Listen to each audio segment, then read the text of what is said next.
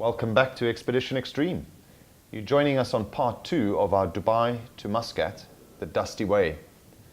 Part 1 we covered off the UAE, stopping off at Malia at the archaeological site, and then spending an idyllic evening just outside of Dunk, camping in the open mountainous area. We're now following this beautiful single track all the way through to one of the best driving routes in the world. I hope you enjoy the episode, and please subscribe.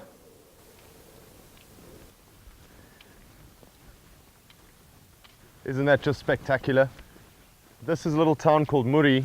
This marks the beginning of one of the most spectacular driving roads in Oman. As far as I'm concerned, 2 of them we'll be covering in this trip. This is the first one that heads towards Jabal Shams.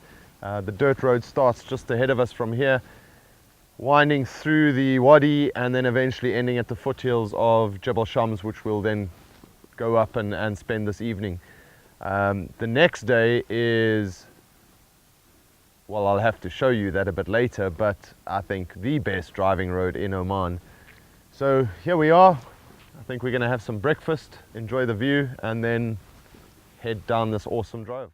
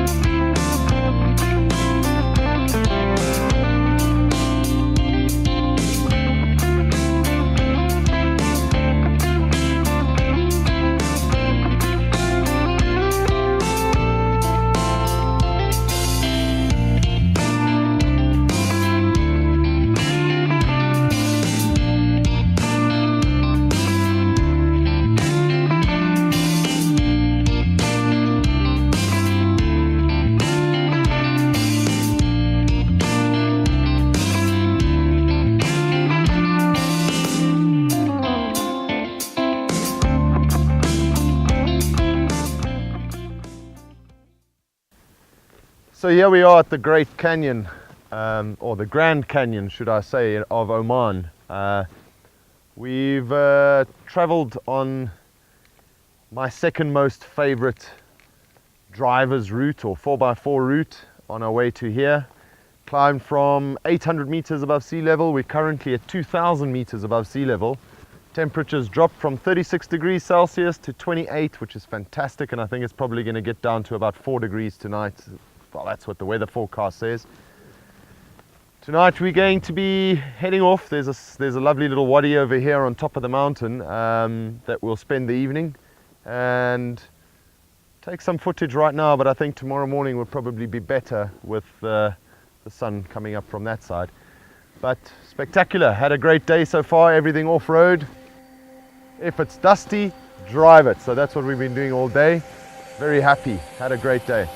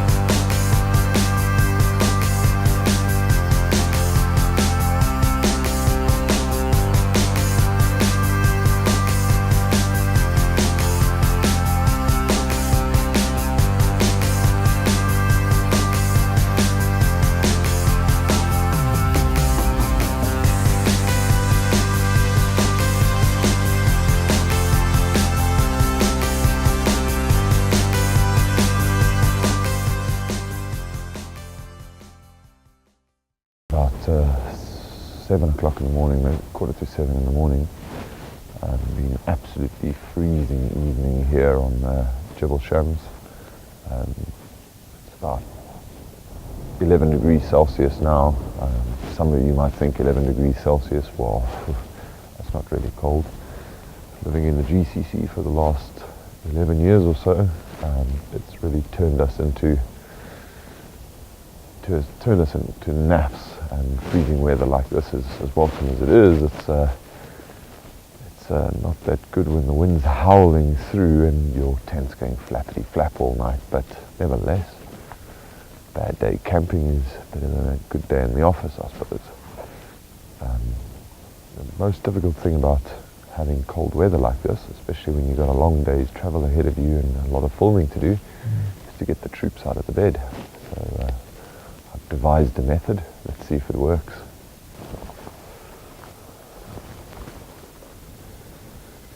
So the method is simple.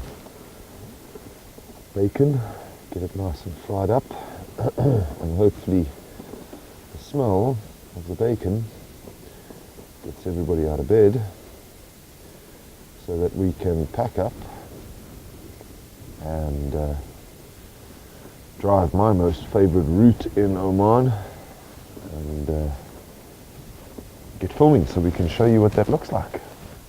Let's see if it works. I'll let you know. Well, the bacon's sizzling away and smells absolutely fantastic, but nobody's woken up yet, so next best thing, get a cup of coffee going. The issue with a cup of coffee in cold mornings like this is it takes forever. You know, a normal gas burner or you're cooking it on your cooker takes a long time to get the coffee boiling, especially when your water's frozen. Now, came across this, I actually watched this on 4x4X Overland, and Andrew did a very similar test while he was out, I think with Paul Marsh. I bought it immediately from the States. I couldn't find it in the UAE, and then later found out that Pecnico was stocking them. I'm not too sure if they stock them any longer. But let me show you how quickly this works. Now, we are at altitude. As I said, the water I've stuck in there is pretty much frozen. But have a look at this. So this test will probably not be as accurate as it would be in a normal water, well, room temperature water standards, but let's have a look. Shouldn't take that long. While we're doing that, get the coffee going for the troops. And if you're like me, get the handy Nesquik packet. Nice hot chocolate for the morning. Not much of a coffee drinker myself. Coffee.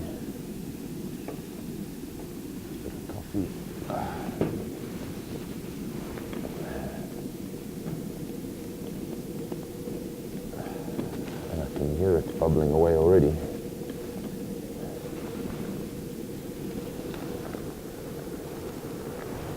Now this one that I've got is 500 mils.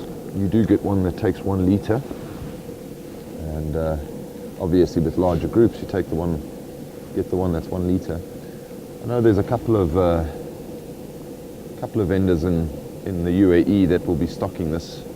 I'm not sure when the stock will be coming in, but I suppose the best is if you can't find it at Pecnico, you don't want to order it from the States, drop us an email and I'll look out for it and see where we can find it.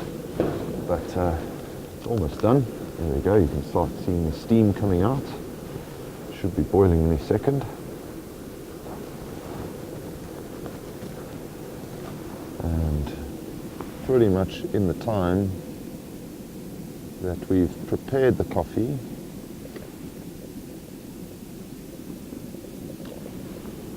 it's boiling. That was about 40 seconds, 45 seconds at high altitude, freezing water going into it. And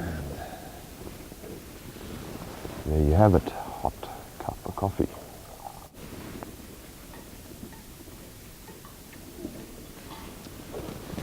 So, jet boil, definite way to go.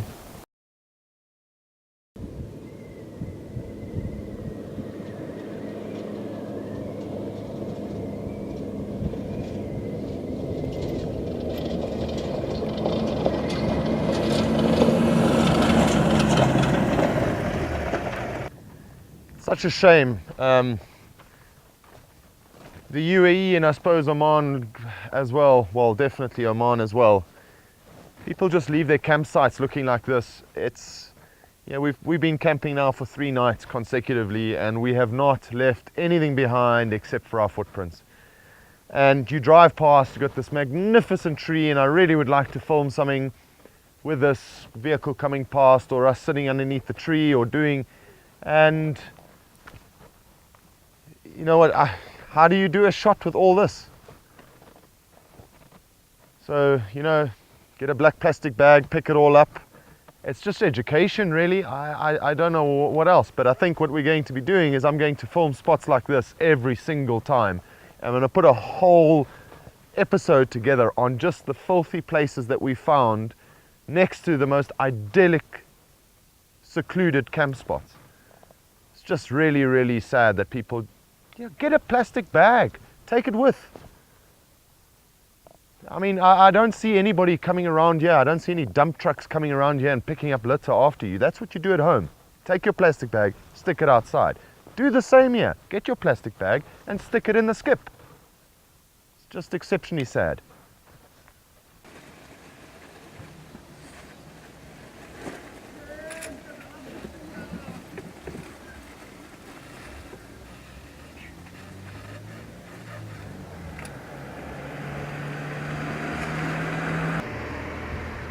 So we left Jebel Shams this morning, nice and cold, welcoming change to get down to the bottom and actually defrost. This is the first little town where we normally stop, get to the grocery store, fill up with some supplies, get some fuel, and then head off to Rustak from here. Do yourself a favor, when you're in Al Hamra, pull into this village over here. It's still inhabited. I think it's about 600 years old. I'm not 100% sure. I'll check it out and put it on there. But it's absolutely beautiful. You get to the top here, you got a great view, and then from there you head down and you can actually walk around the village and go and take some photos. It's worth the stop. Do yourself the favor before you take on the best route in the world. Well, let's say it like Jeremy Clarkson, the best route in the world. This is inside this ancient city. It's amazing how you've got the very old and then people still living inside it. Absolutely astonishing that people still live in this environment. The little holes that you can see in the distance over there, and I'll put you some close-ups of that, is the way that the air conditioning, the natural air conditioning works.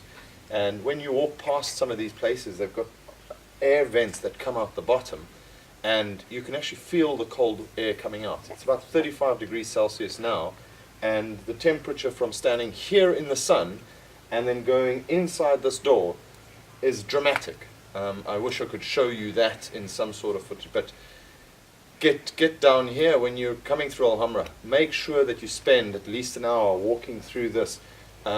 Be mindful. A lot of people still do live here, and it is a bit of ancient culture, so just make sure that you're nice and covered up and you respect the locals down here. But worth it, absolutely worth it. I'll go and get some stills and cut this into there now, so you can see the little pieces here and there.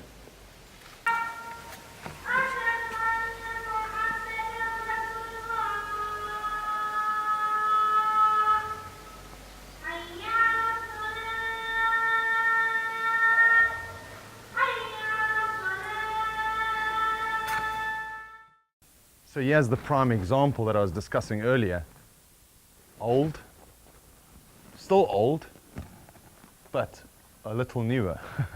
So this building has obviously been restored on this wall only. I'll show you the wall around the side here. Looks exactly the same as this, but they've obviously strengthened this to stick in the AC units over here. And on this side, we have the natural AC holes that are through here. The temperature coming through here, the air that's pushing through, is quite amazing. And obviously we know that this works well, so obviously this works better than that because the guys have upgraded, but it's amazing the technology that the guys had back in the day to deal with the heat that we have to deal with in the Middle East and the GCC.